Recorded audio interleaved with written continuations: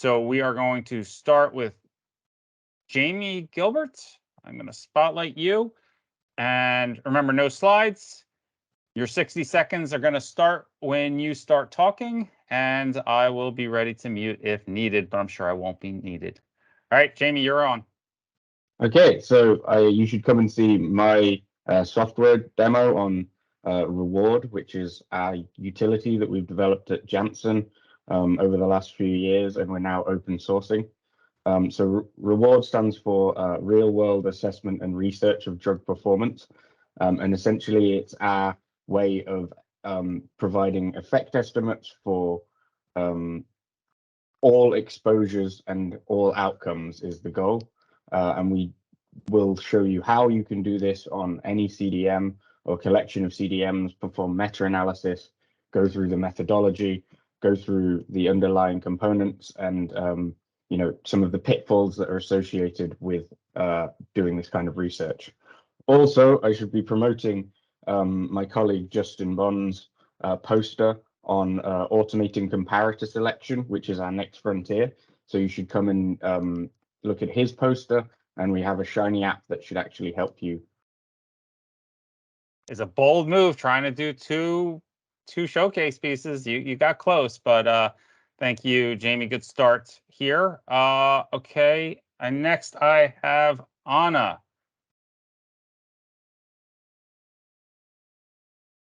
I hope it doesn't freeze. I hope it doesn't freeze. Anyway, we all gathered here to ultimately improve patient outcomes, right? And we do that by running observational studies, and we hope that they're valid, and we hope that they will show signal.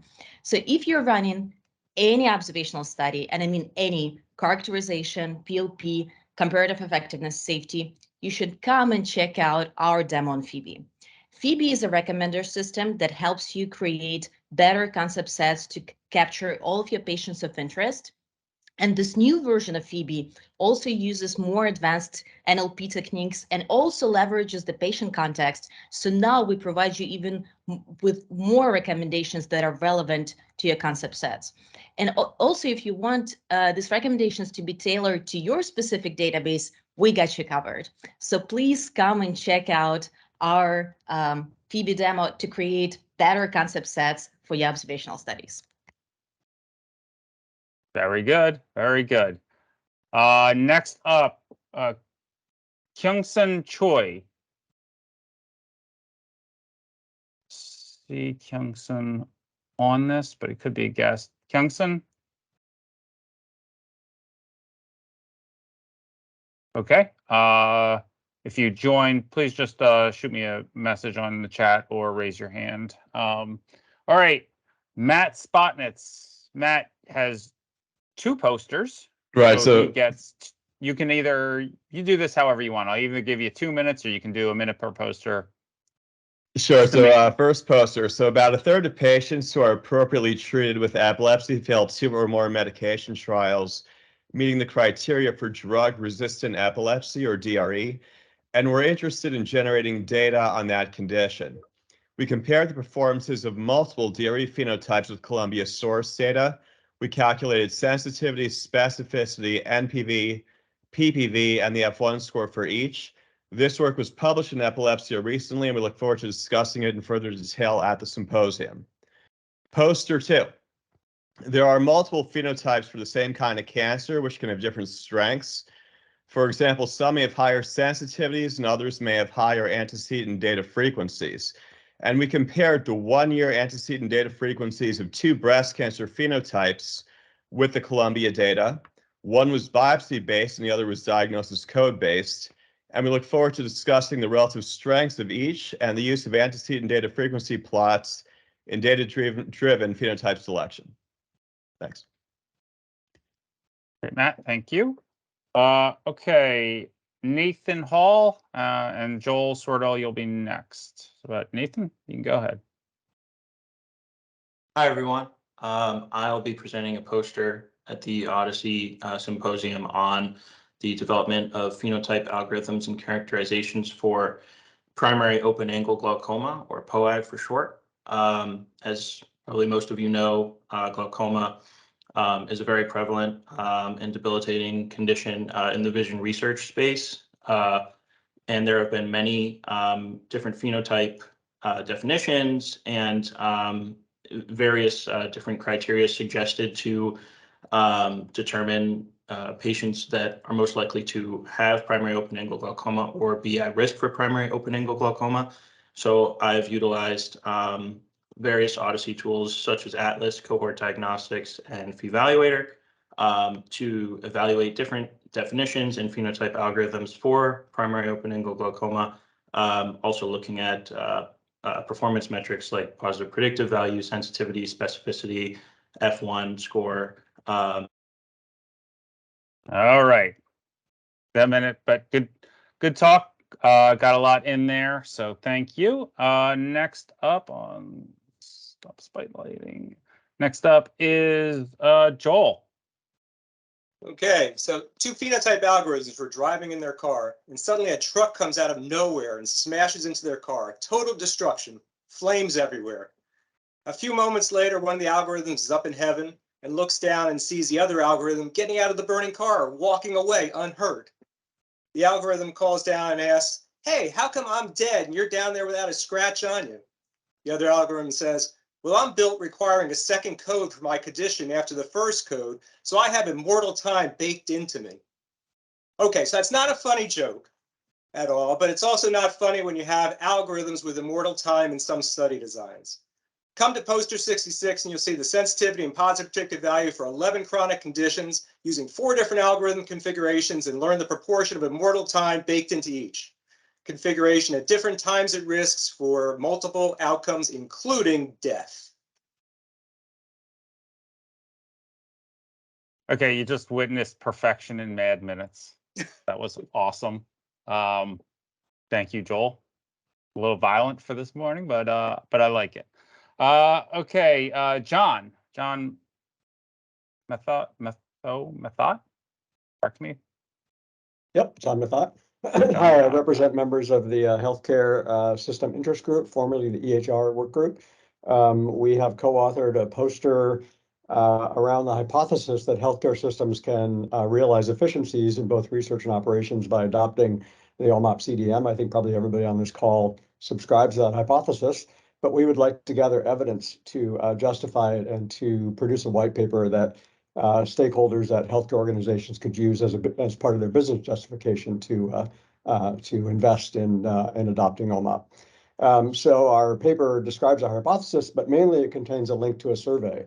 And if you represent a healthcare organization that either is adopting or has adopted OMOP, we would love you to take our survey and provide us some evidence that we can use to help other organizations justify their adoption in the future. I'll put the survey link in the chat, and you can start right now if you want, or you can use the QR code on our poster at the symposium. Thank you. Excellent. Thank you, John. Next up is Anthony Molinaro. Okay, hi everyone. Our poster presents the seasonality score. The purpose of the seasonality score is to introduce quantitative seasonality. For those of you who were on the September 6th community call, you may remember that I discussed the results of our previous paper, which contrasted different methods of seasonality classification. This was published in July in the journal BMC Medical Research Methodology. In that paper, we showed that the most popular methods for identifying the seasonality of a time series are mutually discordant. So given that, we've developed a metric, a score between 0 and 1, that researchers can use to complement their preferred method of seasonality classification, thus communicating the degree of seasonality of a time series to researchers using different methods. So if you're interested in seasonality or in time series in general, please come check out our poster. Thanks. Great. Thank you, Anthony. Okay, so we have 4 more scheduled. So we got a lot of time. So if you're interested in joining, having a little fun, telling us all about your research, if you could maybe start raising your hand, and then because we want to just keep going here. Next up, Jan Lammerson.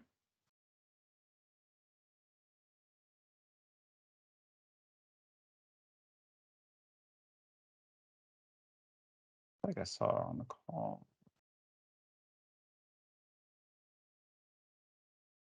No, Oh, Peter Jan? okay. Oh, Yeah. okay. We are going to do a software demo of the ETL command line tool we've created to transform EMR data to the OMOP common data model.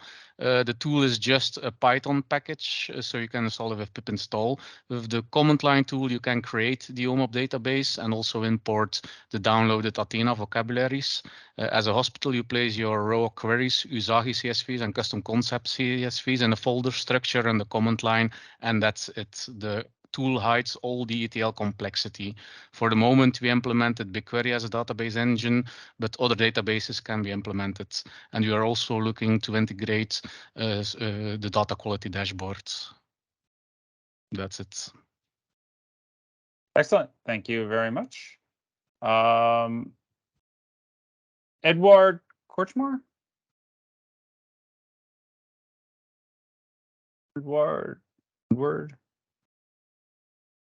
See on the list.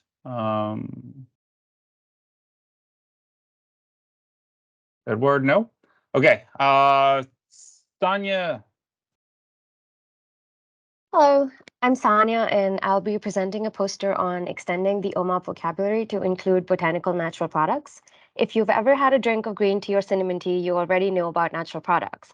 But if you're curious about how these products can fit into the OHDSI vocabulary or how we can use standardized data resources to get information about use of natural products and dietary supplements from EHR data and adverse event reports, our project makes a vocabulary of natural products freely available for download and use. Here are a few keywords to get you interested: the OHDSI vocabulary, dietary supplements, natural products, standard terminologies, adverse event reports, and interoperability. Visit poster 24 if you'd like to hear more about these products, are working in the natural product space, would like to use the vocabulary to extract natural products from EHR data and adverse event reports, or if you just like to geek out about the OMOP vocabulary with me. Thank you. Great, Sonia. Thank you very much. Kristen is our last registered one. Then we'll start going to hands raised. So, Kristen, when you're ready. Yep. I'm ready. I'm setting my timer. So I am going to ambitiously advertise 15 different things that you should do. I have a poster about how it takes a village, about our hackathon last December where we broke Phoebe. So I'm excited to see Phoebe has new content. I heard that Azia has at least 10 posters that I know of. Number 5 is our reproducibility framework.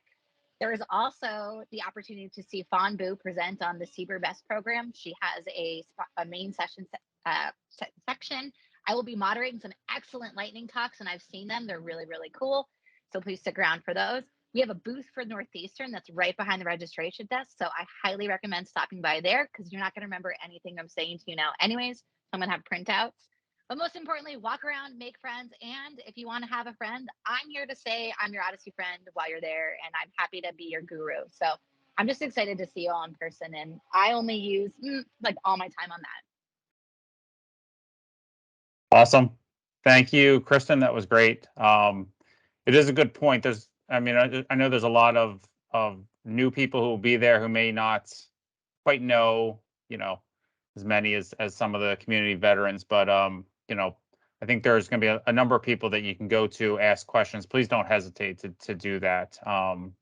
Just everyone's been new at some point, so please do feel free to ask questions. All right, we are at hands raised. So we're going to start with Christoph, and then we'll just keep going. Hopefully more people will join. Otherwise, it'll be a kind of a quick call. Christoph, when you're ready. All right, so all of our OHDSI comparative effectiveness work counts on phenotypes being properly recorded in the form of conditions, observations, etc. And yet ours and other work show that there's numerous phenotypes that are way under-recorded, especially in mental health.